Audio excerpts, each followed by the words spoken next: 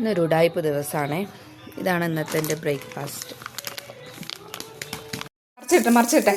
മറിച്ചിടട്ടടാ. Success. അച്ചുക്കുട്ടന് രാവിലെ മുട്ട bull's eye അടിച്ചു കൊടുത്തു. അപ്പം അവൻ്റെ ബ്രേക്ക്ഫാസ്റ്റ് അങ്ങനെ അങ്ങ് തട്ടിക്കൂട്ടി. അവനിതാ മിടുക്കനായിട്ട് അവൻ്റെ ചെയറിലിരുന്ന് ടി വി ഒക്കെ കണ്ട് കഴിക്കുന്നുണ്ട്. പുറത്തെന്താ ഒരു ബഹളം എന്ന് പറഞ്ഞ് പുറത്തിറങ്ങി നോക്കിയപ്പം അപ്പുറത്തെ പറമ്പിൽ പണിക്കാർ വന്നതാണ്. അപ്പം അവരെത്തിയതിൻ്റെ ഒച്ചപ്പാടാണത്.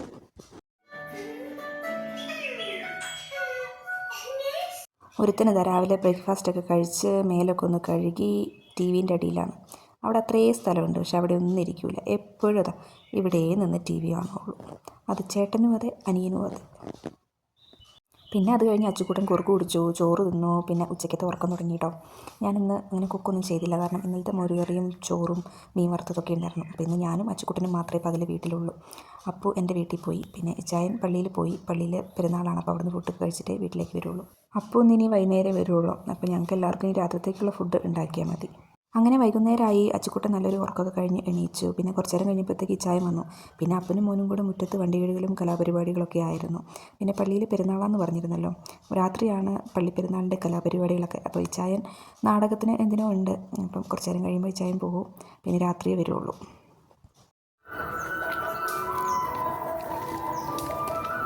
പിന്നെ സന്ധ്യയായി. ഞാനും അച്ചുക്കുട്ടനൊന്ന് നടക്കാനിറങ്ങി.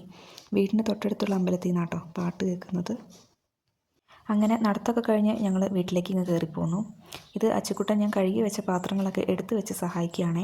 ഞാൻ എടുത്തു വെക്കുന്ന കണ്ടിട്ടാവണം അതുപോലെയൊക്കെ എടുത്തു വെക്കാൻ നോക്കുന്നുണ്ട്, പക്ഷേ പകുതി പാത്രവും താഴെ പോകുമായിരുന്നു. ഇത് ഇച്ചായൻ ഉച്ചയ്ക്ക് വന്നപ്പോൾ കുറച്ച് ബീഫ് കൊണ്ടുവന്നായിരുന്നു. ബീഫില്ലാതെ ഞങ്ങൾ ക്രിസ്ത്യാനികൾക്ക് എന്ത് ഞായറാഴ്ച.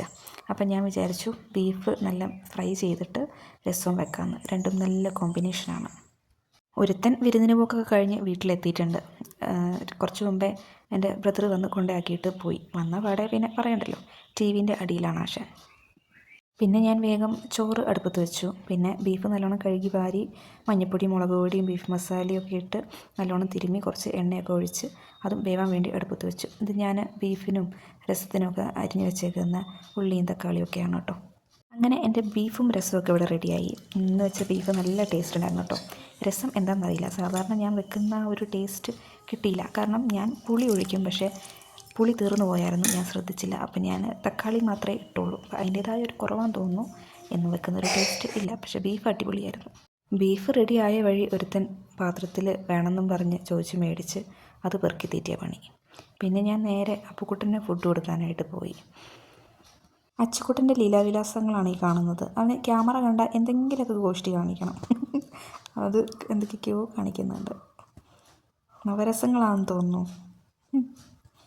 അപ്പുവിന് ഞാൻ ഫുഡ് കൊടുത്തു. അച്ചുവിന് ഞാൻ ചോറ് കൊടുത്തില്ല, കാരണം അവൻ ബീഫ് ഒത്തിരി കഴിച്ചു. ഇപ്പോൾ വയറ് ഓവറായ ദഹനത്തിൻ്റെ പ്രശ്നമൊക്കെ വരും.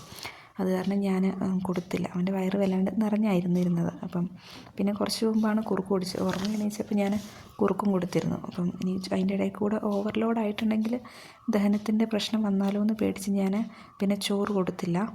ഇനിയിപ്പോൾ അവനെ ഉറക്കാനായിട്ട് പോവുകയാണ്. അപ്പുക്കുട്ടൻ ഉറങ്ങി, കാരണം അവനെ നേരത്തെ കിടത്തി ഉറക്കി. നാളെ സ്കൂളുണ്ട്. അപ്പം നേരം വൈകി ഉറങ്ങിക്കഴിഞ്ഞാൽ രാവിലെ വിളിച്ചെണീപ്പിക്കുമ്പോൾ ഭയങ്കര കരച്ചിലും ബഹളമായിരിക്കും. അപ്പം അവന് ഫുഡ് കൊടുത്തു, അവനെ ഉറക്കി. ഇനി അച്ചുക്കുട്ടന് ഉറക്കലാണ് പണി.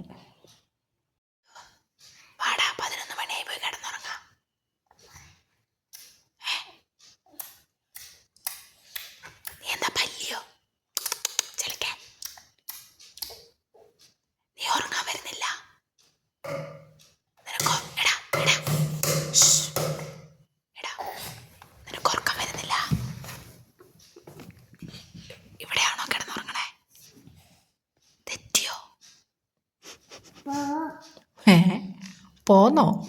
അങ്ങനെ അച്ചുക്കുട്ടനും ഉറങ്ങാൻ പോവാണ്. ഇന്നത്തെ വീഡിയോ ഇത്രയേ ഉള്ളൂ. വീഡിയോ ഇഷ്ടപ്പെട്ടാൽ ലൈക്ക് ചെയ്യുക, ഷെയർ ചെയ്യുക, സബ്സ്ക്രൈബ് ചെയ്യുക. ബൈ.